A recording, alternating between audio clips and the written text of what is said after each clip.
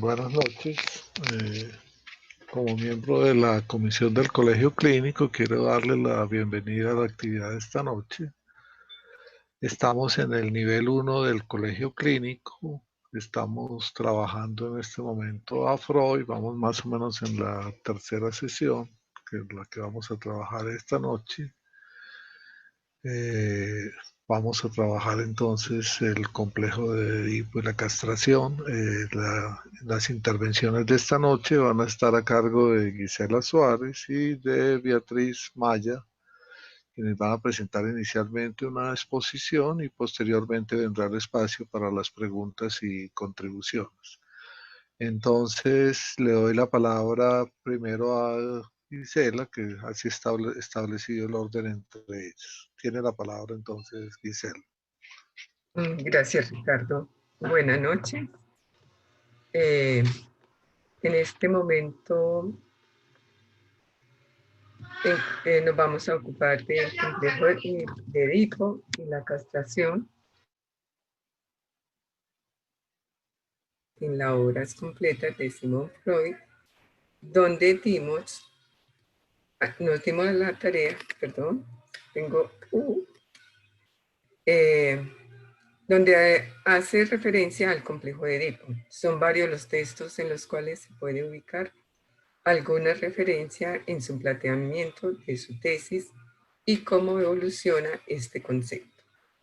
Para ello, lo reagruparemos de acuerdo a los planteamientos y fechas de su elaboración teórica. Se puede ubicar la primera mención explícita a Edipo en la carta 71 dirigida a Fitz, fechada el 15 de octubre de 1897. Y la primera referencia publicada está en la interpretación de los sueños en 1900.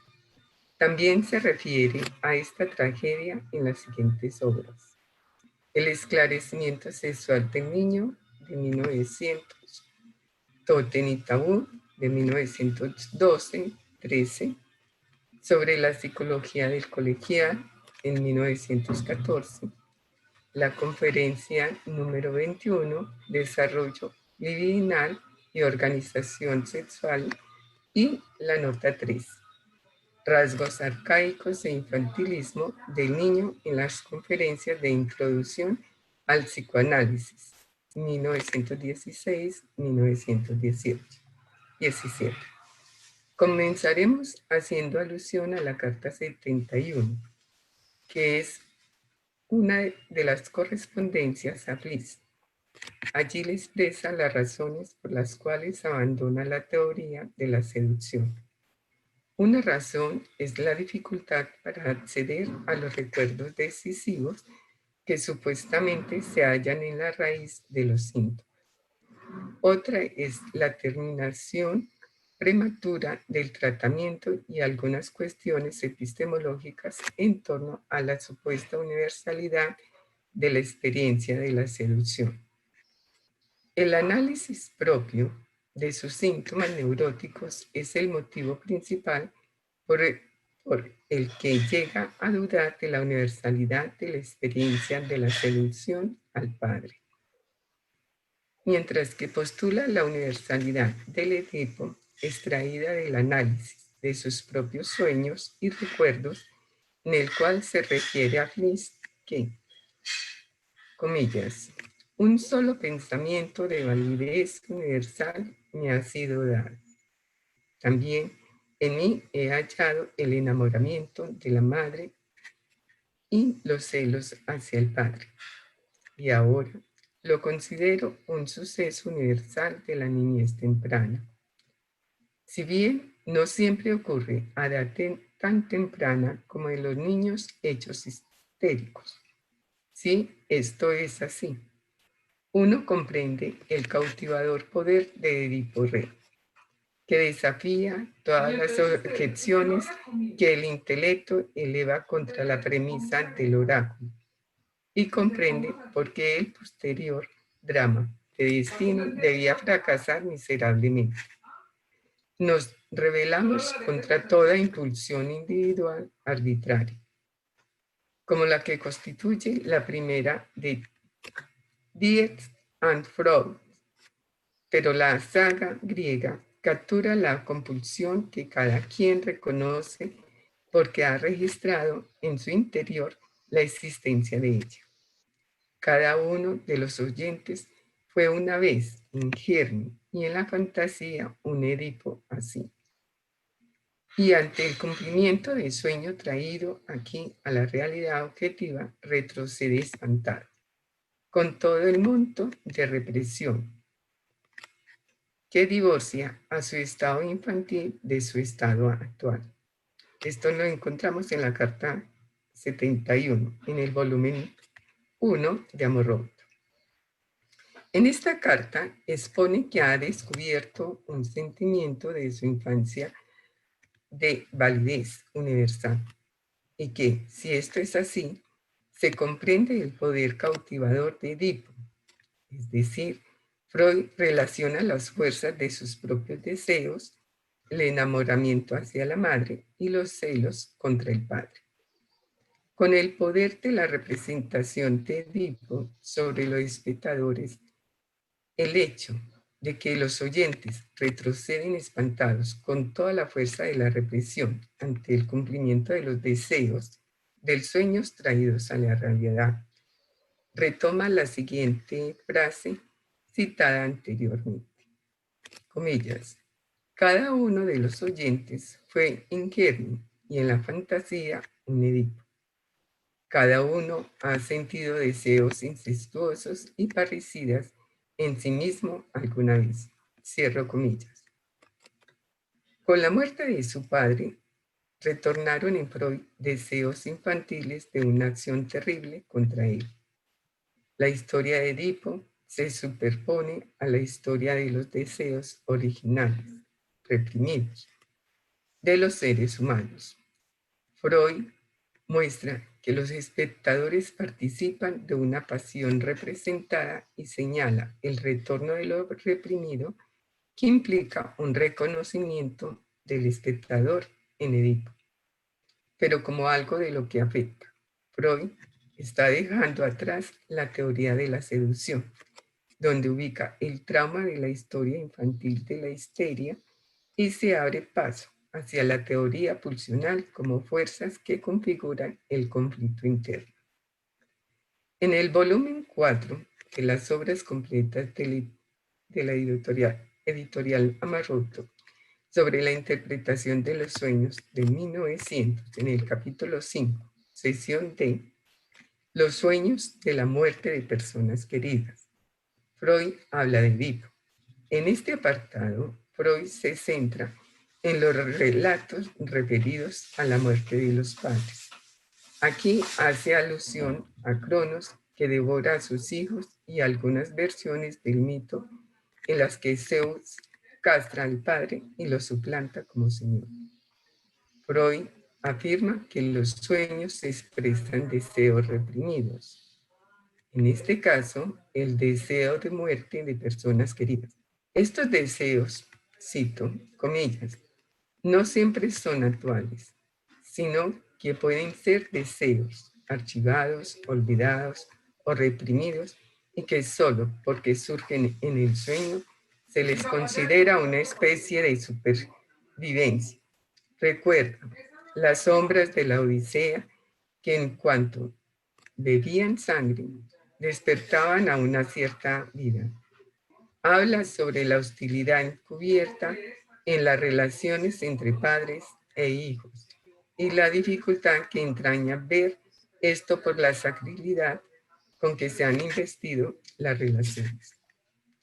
Hace énfasis en el papel que cumplen los padres en la vida anímica de los hijos, el enamoramiento hacia uno de los miembros de la pareja parental y el odio hacia el otro, lo que forma la base del material de las emociones psíquicas de la infancia.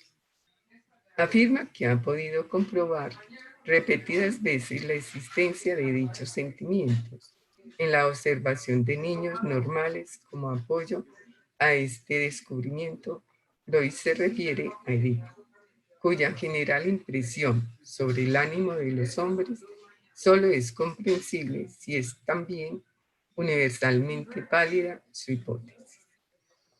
En este texto sobre los sueños de 1900 hace un brevísimo resumen de la tragedia griega y afirma, comillas, la acción de esta obra no es otra cosa que la revelación, que avanza paso a paso y se demora como el arte, trabajo comparado al de un psicoanálisis, de que el propio Edipo es el asesino de Layo, pero también el hijo del muerto y de Yocasta, sacudido por el crimen que cometió sin saber.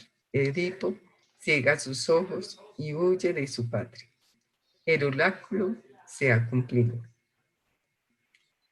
Lo encontramos en la interpretación de los sueños, en el volumen 4, en la página 207. Freud se apoya de la tragedia de Edipo Rey, de Sófocles, que, a través de indicios, se evidencia la parcialidad del saber y la construcción de la verdad. Edipo no se enfrenta a una verdad ya sabida, sino una verdad que, como el psicoanálisis, el protagonista debe ir construyendo gradualmente.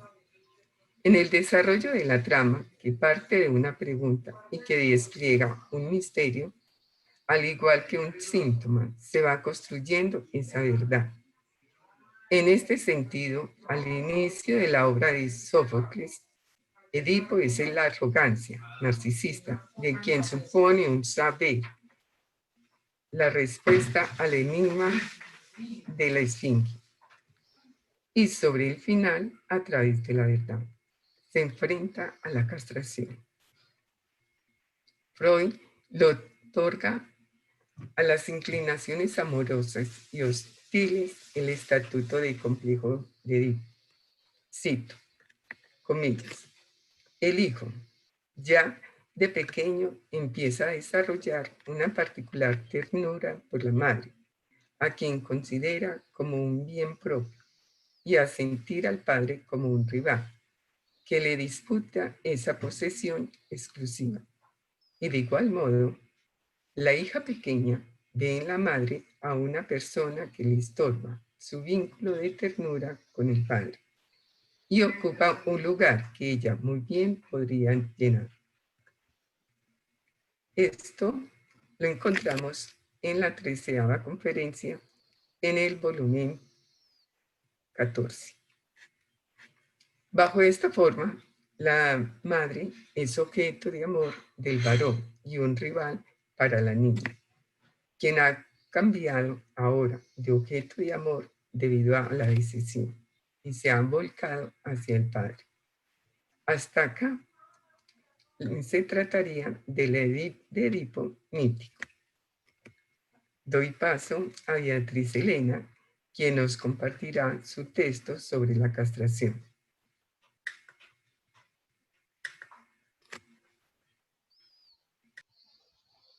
Buenas noches. Después de ver el recorrido que hizo Gisela a lo que corresponde al origen del complejo de Edipo en Freud, voy a dar una mirada a la relación que establece Freud entre el complejo de Edipo y el complejo de castración o simplemente la castración. Escogimos dos textos centrales en los cuales Freud se refiere al asunto, que tal vez la mayoría conocen. El primero es la disolución del complejo de Edipo y el segundo, algunas consecuencias psíquicas de la diferencia anatómica de los sexos. Me voy a referir al primero, el de la disolución del complejo de Edipo. En este texto, Freud califica al complejo como fenómeno central del periodo de la primera infancia. Subrayo la palabra fenómeno. Indica que este es reprimido y que lo sigue el periodo de latencia. Le interesa mucho saber por qué y va a indicarnos que hay dos posibilidades o dos vías para pensar el asunto. Una posibilidad sería lo ontogenético y otra posibilidad sería filogenética. La primera, la ontogenética, alude a la historia de cada individuo, a sus vivencias particulares y hace referencia al desengaño sufrido por la niña o por el varón en la medida en que no ven satisfechas sus demandas, lo que Freud resume como imposibilidad interna del mismo complejo. La segunda vía, la filogenética, explica los casos en los cuales no hay desengaños como correspondería en la primera posibilidad, para dar paso a la idea de que es algo programado por la herencia. Es decir, uno podría deducir que se da sí o sí, o por un lado o por el otro se tendría que dar. Ante estas dos opciones, Freud no retrocede y quiere averiguar más detalles de aquello que lleva al sepultamiento del complejo de Edipo. Este artículo es de 1924, pero en 1923 Freud ha escrito otro, La organización genital infantil, en el cual habla de una fase del desarrollo de la sexualidad, la fase genital que tiene que ver con el órgano genital masculino solamente, puesto que según Freud, los órganos femeninos no han sido descubiertos. Esta fase es relevada por el periodo de latencia. En este artículo que comentamos, es decir, en el de la disolución del complejo de Edipo, Freud señala que su desenlace, el del complejo, se consuma de manera típica y apuntalándose en sucesos que retornan de manera regular. Sobre la conexión directa entre el complejo de Edipo y la amenaza de castración en el varón, dirá que es a causa de haber sido descubierto tocándose el pene o por mojar la cama, lo que Freud lee como continuación de tal actividad. La manera como él presenta este asunto, para mi gusto, él ya lo había mencionado así, es demasiado fenomenológica, dejando la impresión de una explicación muy fácil y que no responde por aquellos que no hayan sido descubiertos en la práctica de la masturbación. Entonces yo ahí me pregunto, ¿es que no pasan por la castración? Pues Freud, podríamos decir, nos responde con otro asunto, y es el de la visualización de los genitales femeninos como la verdadera causa de que la amenaza surte efecto en él a posteriori. Destaquemos algo que es inquietante, y es que estas explicaciones de Freud, como decía, son todas muy fenomenológicas. Pueden ser sujetas a duda o al menos a una inquietud sobre si será la verdadera explicación del complejo de castración soportándolo en el Edipo. Yo abro esta pregunta. De todas maneras, el planteamiento de la tesis es, cito a Freud, que la organización genital fálica del niño se va al fundamento a raíz de esta amenaza de castración. Hasta ahí Freud. Dejando entrever una correlación entre ambos complejos.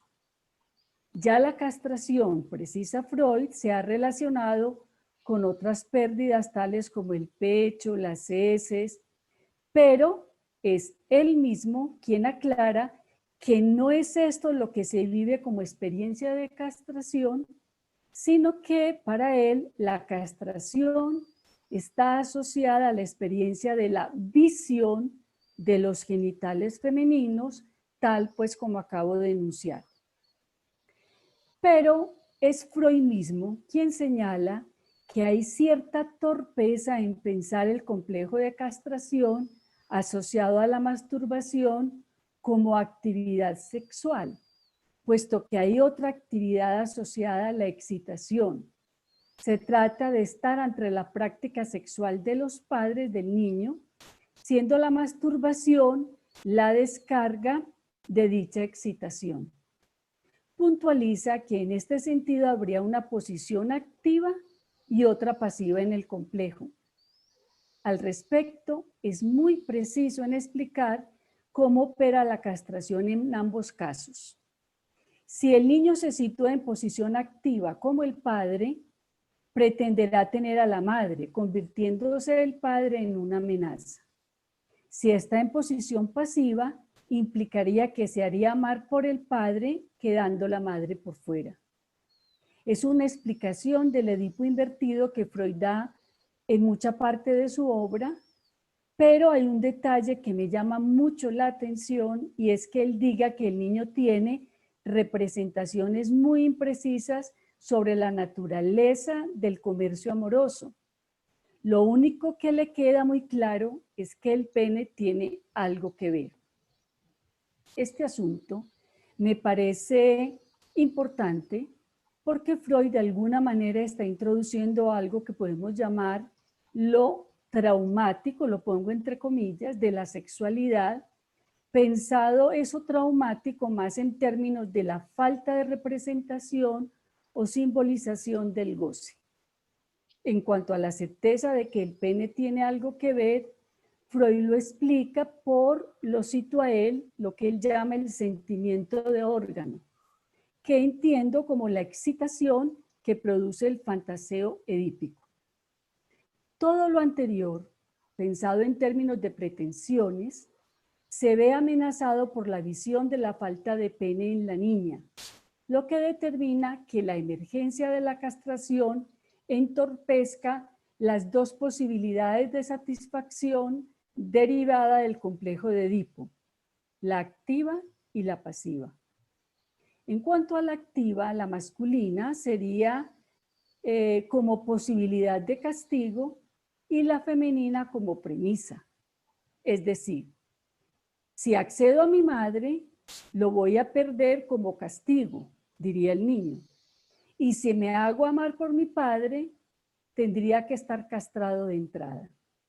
Lo que lleva a Freud a esta conclusión, cito a Freud.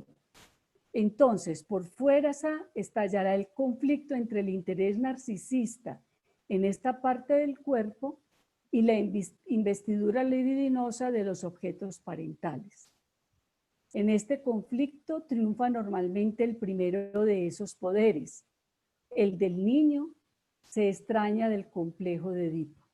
Perdón, el yo del niño se extraña del complejo de Edipo. Voy a citar algo que Freud dice, él ya había explicado en El yo y el hecho, y lo comento. Freud dice, en otro lugar he expuesto el modo en que esto acontece. Las investiduras de objetos son resignadas y sustituidas por identificación. La autoridad del padre o de ambos progenitores introyectada en el yo forma ahí el núcleo del superyo que toma prestada del padre su severidad, perpetúa la prohibición del incesto y así asegura al yo contra el retorno de la investidura libidinosa de objeto. Las aspiraciones libidinosas pertenecientes al complejo de Edipo son en parte desexualizadas y sublimadas, lo cual probablemente acontezca con toda transposición en identificación y en parte son inhibidas en su meta y mudadas en emociones tiernas. El proceso en su conjunto salvó una vez los genitales, alejó de ellos el peligro de la pérdida y además los paralizó, canceló su función. Con ese proceso se inicia el periodo de latencia que viene a interrumpir el desarrollo sexual del niño. Hasta ahí Freud. Voy a señalar lo que me llama la atención en este punto. Algunos puntos.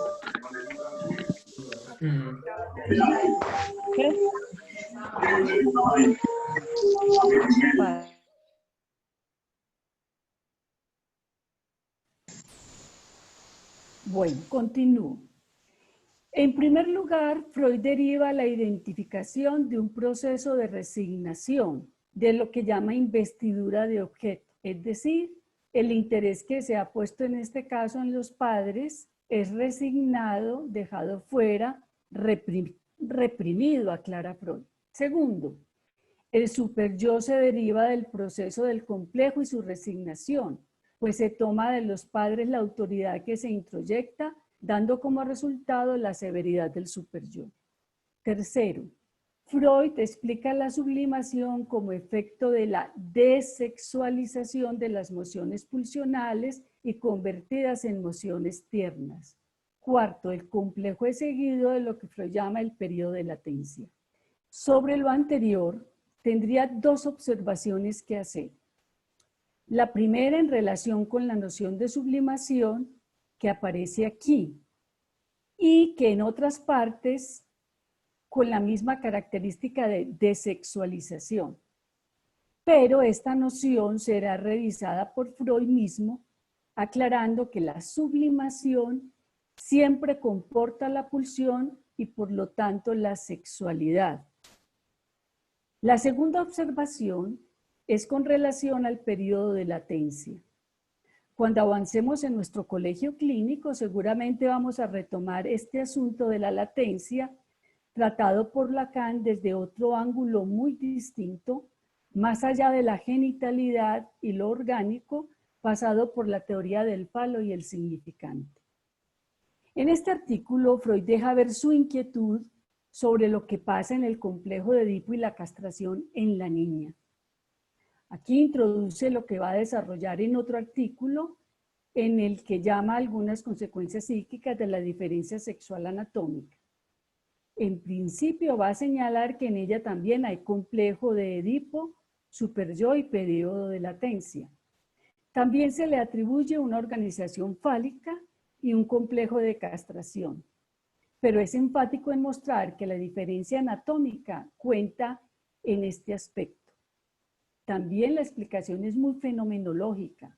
Bueno, maticemos un poco. Diríamos que del lado imaginario, puesto que parte de la idea de la visualización y comparación con el varón por parte de la niña, a la que le adjudica una envidia y una esperanza en que le va a crecer, lo que supone es un pene pequeño. La gran diferencia para Freud es, lo cito, la niña acepta la castración como un hecho consumado, mientras que el varoncito tiene miedo a la posibilidad de su consumación. Ahora veamos lo que nos explica en el otro artículo, algunas consecuencias psíquicas de la diferencia sexual anatómica. En primer lugar, llama la atención que siendo un texto de 1925, Freud le dé un carácter de prueba, es decir, algo en curso. En ese sentido, si bien se cita a sí mismo, muestra que falta mucho por discernir, por ejemplo, en cuanto al complejo de Edipo en el varón, del que ha hablado mucho. Aquí señala cómo ha desarrollado en otro lugar el proceso de Edipo en el varón y cómo lo que hace que se vaya al fundamento es la angustia de castración.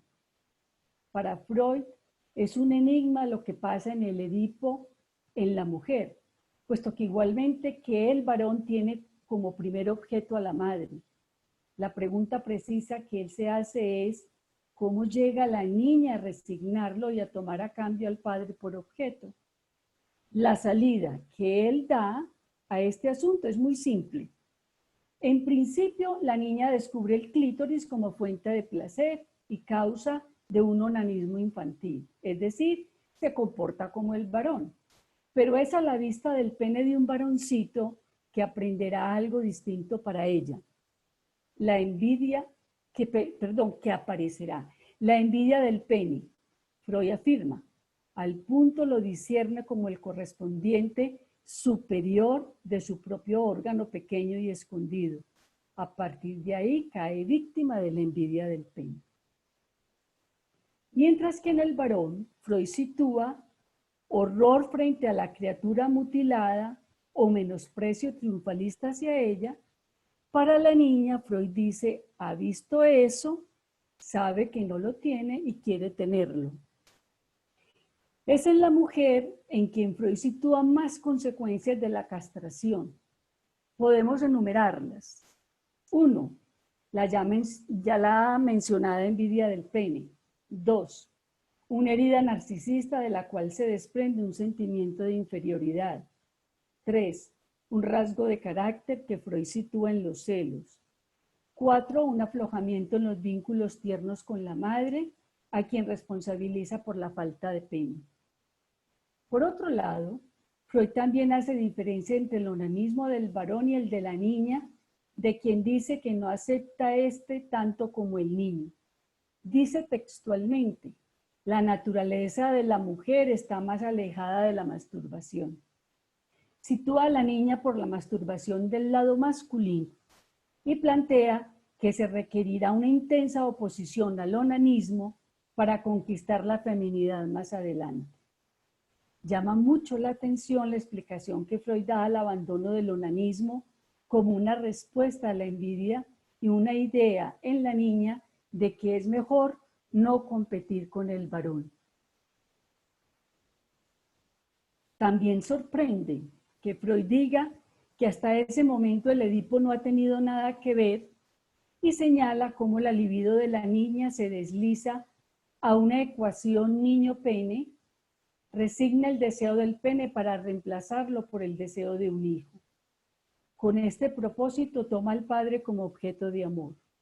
La madre pasa a ser objeto de los celos y la niña deviene una pequeña mujer. Ya se verá más adelante cómo piensa el psicoanálisis lacaniano este punto. Es bien importante que avancemos en eso. Este artículo de Freud culmina con un párrafo que voy a citar textualmente para que comentemos por controvertible en la actualidad. Freud dice: en la niña falta el motivo para la demolición del complejo de Edipo. La castración ya ha producido antes su efecto y consistió en esforzar a la niña a la situación del complejo de Edipo. Por eso este último escapa al destino que le está deparado en el varón.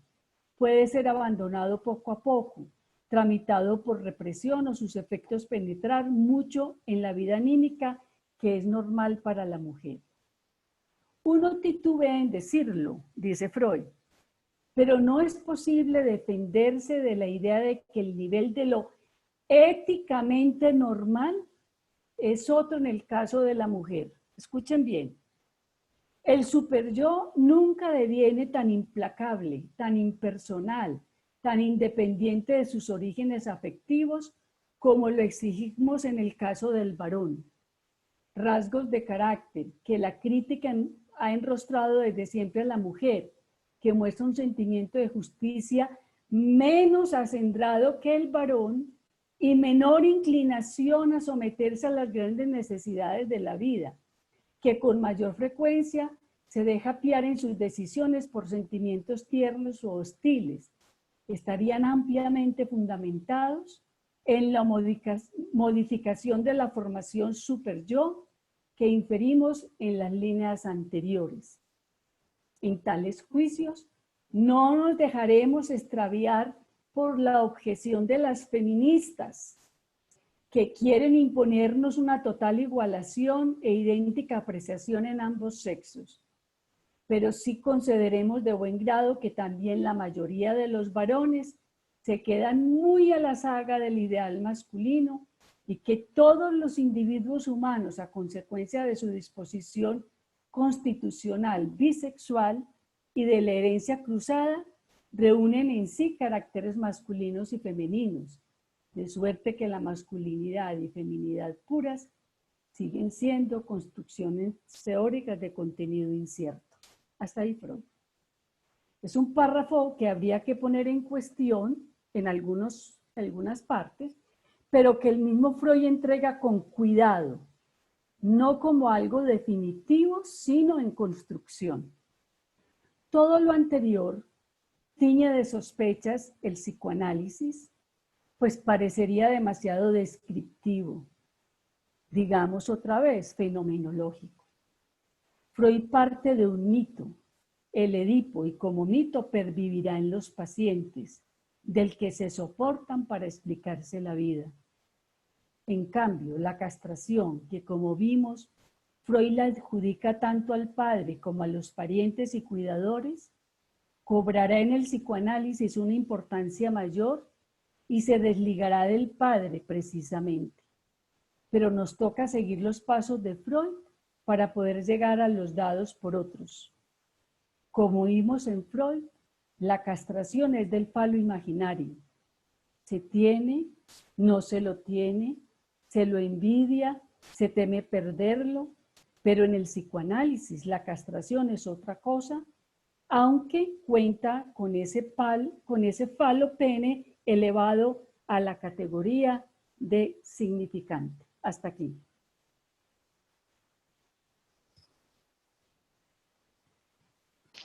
Bueno, vamos a dar entonces un espacio a las preguntas, contribuciones.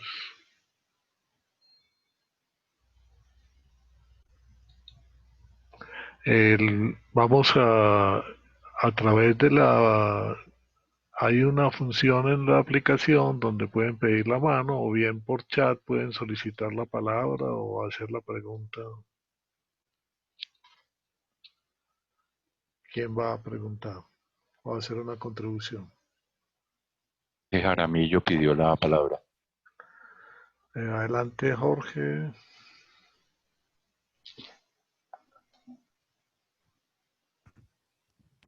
Hola. Bueno, buenas noches. Muchas gracias a Gisela y a Beatriz por la presentación. Yo quisiera hacerle una pregunta a Beatriz que tiene que ver con el complejo de masculinidad en la mujer que aparece precisamente en el texto del sepultamiento del complejo de Edipo. Y pues porque me llama la atención, ¿cierto? Que Freud como sin querer diga que obviamente la castración es una operación que se produce tanto en el niño como en la niña, o sea, Freud ahí no diferencia, pero parecería ser que para Freud la anatomía sí es una condición de cómo opera la castración. Sin embargo, uno podría preguntarse el lugar, digamos, ya no de la organización sexual de la vida adulta, es decir, decirse hombre o mujer, en torno a la castración, sino la función del síntoma en relación con eso. ¿Y por qué hago la pregunta en relación con el síntoma? Porque digamos que cuando Freud pone, por ejemplo, el caso de Dora, en relación al síntoma, el síntoma de ella refiere es precisamente a la identificación al padre, ¿sí? Entonces, tal parecería ser que en eso que construye Freud del complejo de castración a partir del Edipo, lo que queda, digamos, como efecto de esa operación es el síntoma y en qué medida el síntoma refiere siempre al falo. Digamos que en ese sentido, hago mejor una pregunta más directa. Podríamos decir que el síntoma es masculino. Beatriz.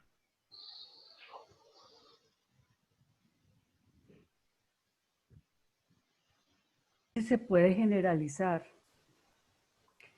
En el inconsciente no hay sino una representación del sexo que es el falo, es lo fálico.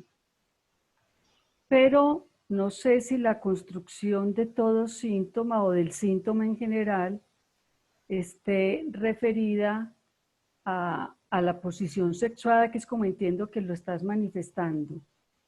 Lo que yo veo que Freud trae en estos textos con respecto a la masculinidad en la mujer es en relación a la no renuncia de la falta de pene, digámoslo así.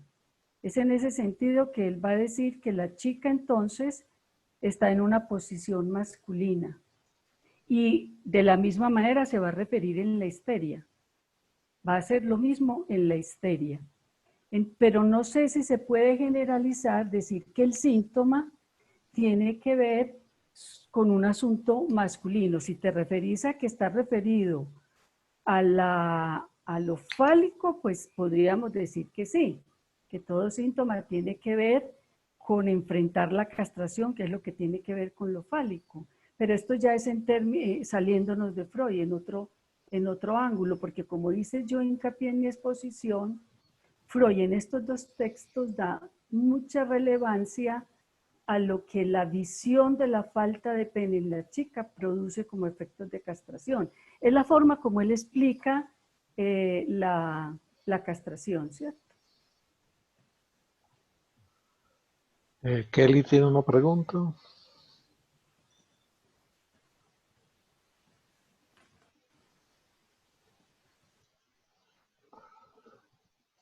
Buenas noches, ¿me escuchan ahí? Sí. Sí. Bueno, Beatriz, yo quisiera traer un apartado, aquí lo estaba buscando, de inhibición, inhibición, síntoma y angustia, que me evocó con la exposición que usted hacía. Voy a leerlo, es muy pequeñito. Cuando Freud va a hablar un poco, digamos, trae esta noción de Otto Rank, del trauma del nacimiento, y va pues a hacer referencia a que no es el acto de nacer como se hacía referencia pues como a esta dimensión imaginaria, un poco desde el fenómeno, y Freud en este texto, Inhibición, síntoma y angustia, logra, a mi modo de ver, logra sacar el asunto de allí cuando circunscribe, digamos, la cuestión de la separación con el hecho de separarse del otro, particularmente de la madre, ¿cierto?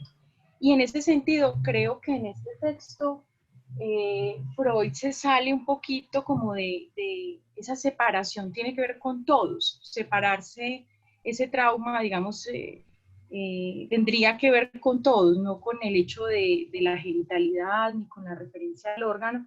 Y hay un apartado de este texto que quisiera como traer para la discusión y tiene que ver con esto que Jorge decía sobre complejo de masculinidad, ¿cierto? Lo Freud dice de la siguiente manera en la página 135 de la versión de Amor Ortu. Dice de la siguiente manera: respecto de la condición de angustia válida para ella, tenemos derecho a introducir esta pequeña modificación. Más que de la ausencia o de la pérdida real del objeto, se trata de la pérdida de amor de parte del objeto. Es decir, Freud introduce, creo que hay un elemento adicional que introduce acá. Puesto que sabemos con certeza que la histeria tiene mayor afinidad con la feminidad, así como la neurosis obsesiva con la masculinidad. Ello nos sugiere la conjetura de que la pérdida de amor como condición de angustia desempeña en la histeria un papel semejante a la amenaza de castración en las fobias y a la angustia frente al superyo en la neurosis obsesiva. Quería traer este apartado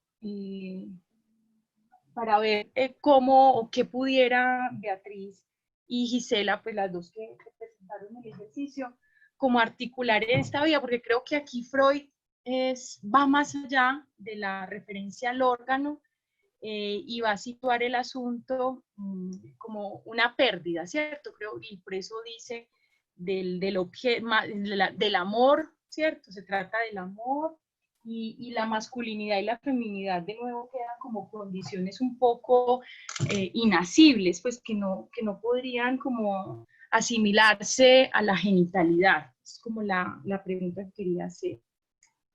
Eso, o qué piensan de ese apartado. Sí, evidentemente Kelly en muchos textos Freud va a plantear otras cosas. Uno de ellos, que es de los últimos, va a plantear muchas otras cosas. Nosotros quisimos tomar el Freud que introduce la castración vía el padre, vía el Edipo, el padre del Edipo. justamente para señalar un punto de quiebre que va a haber después cuando avancemos en el colegio clínico, un punto de quiebre para separar el padre de la castración. Eso en primer lugar. En segundo lugar, el comentario que yo hice sobre el trauma no era un comentario que pretendía desarrollar la noción de trauma en Freud. No, de ninguna manera. Era un comentario para indicar que Freud se adelantaba de alguna manera, sin decirlo, sin decirlo explícitamente, estaba indicándonos qué era lo traumático de la sexualidad, a mi manera de ver en la lectura que hago pues de ese texto que comenté. Y es que no se pudiera simbolizar. Y esto a mí me parece importante porque, vuelvo a repetir, cuando avancemos en el colegio clínico seguramente vamos a entender cómo la noción de trauma va más allá de lo fenomenológico, va más allá del hecho acontecido a lo inasimilable vía el significante. Entonces, por eso hice pues como referencia. Traumático deben haber muchas referencias al trauma en esa vía y en otras vías también. Y sí, estaría de acuerdo con usted en que en este texto que es muy posterior de Freud, él va a seguir pensando, porque es que él en los primeros textos se queda muy corto en relación a la sexualidad de la mujer. Sabemos muy bien que eso fue un enigma que él no pudo responder. Y sabemos muy bien que para poder pensar lo femenino y poder pensar la sexualidad de la mujer, vamos a tener que pasar de Freud a Lacan. Eso no lo vamos a resolver con Freud. Así él vislumbra algunas cosas. Aquí, por ejemplo, en este texto usted dice que él sitúa la histeria más del lado femenino. Bien, vamos a ver después con Lacan que la histeria es del lado masculino para él. Pero como no se trata de comparar el uno con el otro, es ir poco a poco mirando cómo Freud fue construyendo la cosa, diría que si hacemos un recorrido, pues no tenemos tiempo en estas exposiciones, de todos los textos, vamos a ver a un Freud siempre con la pregunta reiterativa, ¿y qué pasa en la mujer? ¿Y qué pasa en la mujer? Y creo que eso de qué pasa en la mujer es algo que él no pudo responder y que solo Lacan va a poder responder más adelante. Eso puedo decir. Gisela, no sé si tiene algo que agregar. No, está muy bien.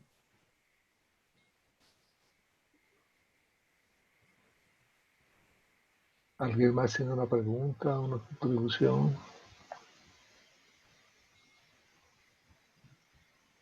Mientras van pensando, yo quiero comentar ese párrafo que dejé abierto para la discusión, porque me parece que Freud, como en otros textos, tiene un cierto sesgo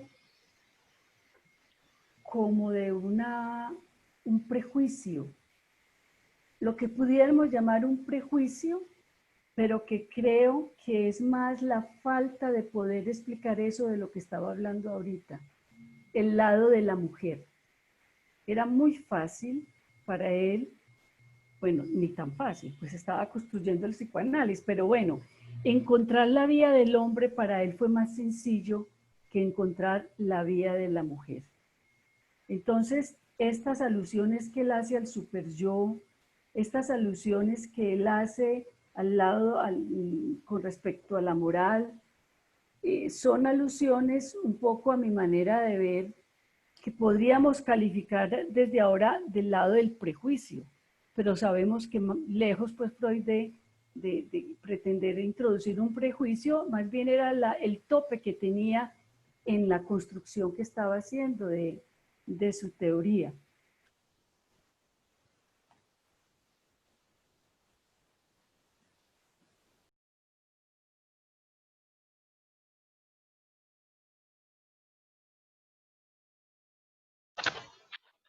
Beatriz, se está preguntando Fabio Narváez que si puedes aclarar de qué párrafo es y de qué texto, lo que acabas de leer.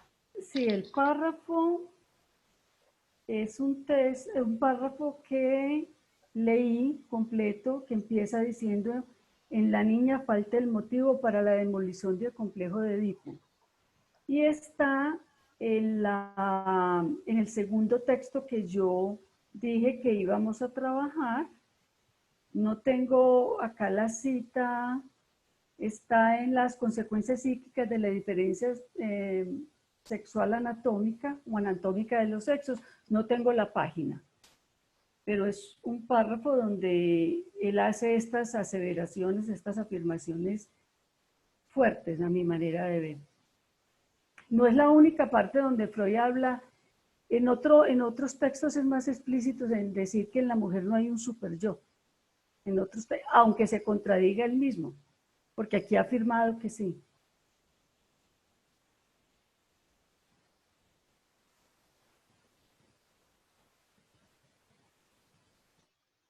¿Alguna otra pregunta, comentario?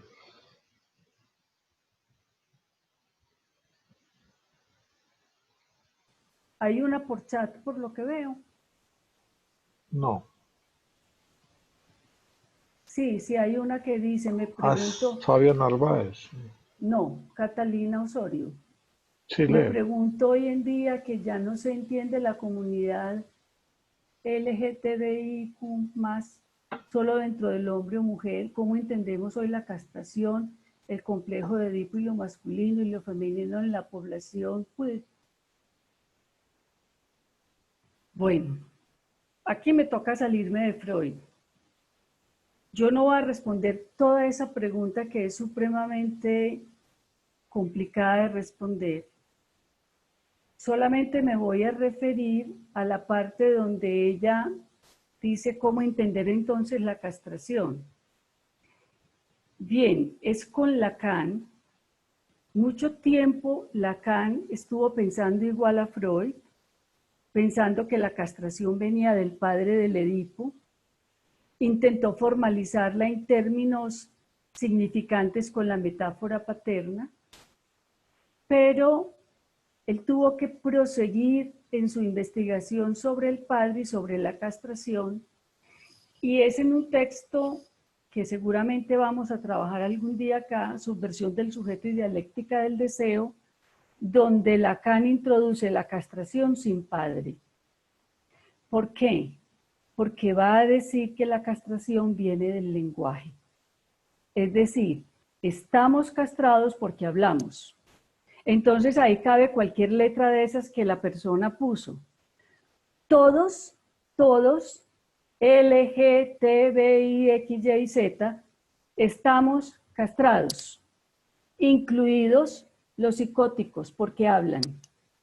Todos estamos castrados, porque la castración viene del lenguaje que recorta goce. Eso no es Freud, eso es Lacan. Tengo que responder la pregunta, pues con quien introduce el cambio, ¿no? Con Lacan. Eso es lo que puedo decir. En todos existe la castración porque el lenguaje hace un recorte de goce.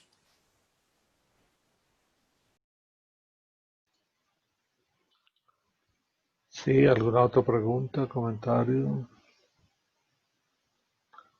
Sea viva voz o por el chat.